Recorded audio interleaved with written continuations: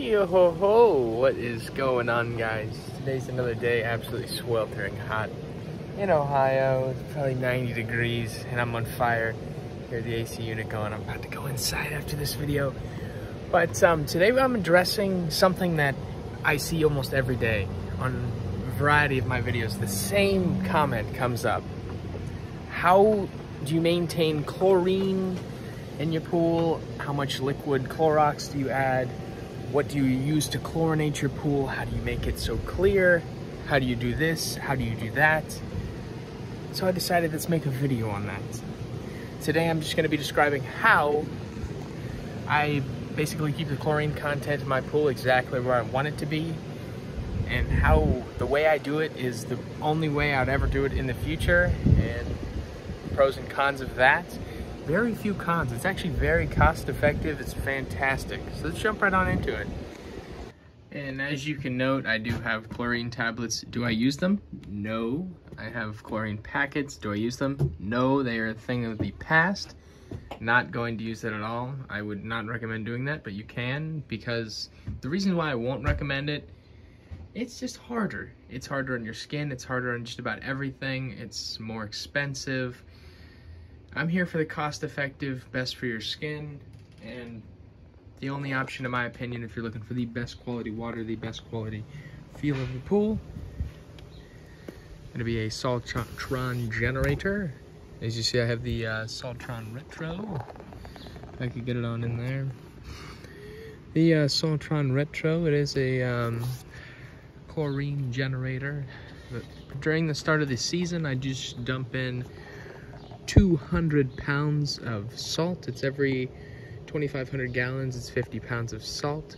So just 200 pounds of salt with the 10,000 gallon pool. And this just sits in my pool. It has the out-of-ground pool attachment hooked on there that you can hook to any metal frame pool.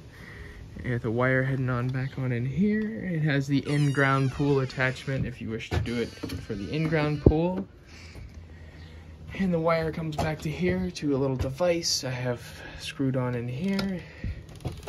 Flip the flap up, it's a salt power module. You can switch your chlorine times for the day. You have low, middle, and high, ranging from how much salt is in your pool. What I'm running right now is 20 hours a day. I'm actually going to lower that on down to 18 hours a day, because the chlorine content is a little high. You can see it just turned on.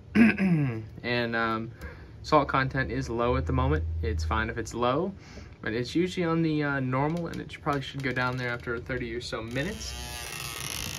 Now that that's on, we can come out here and you can actually see the process of taking the salt in the pool, turning it into chlorine, and the process is a constant loop.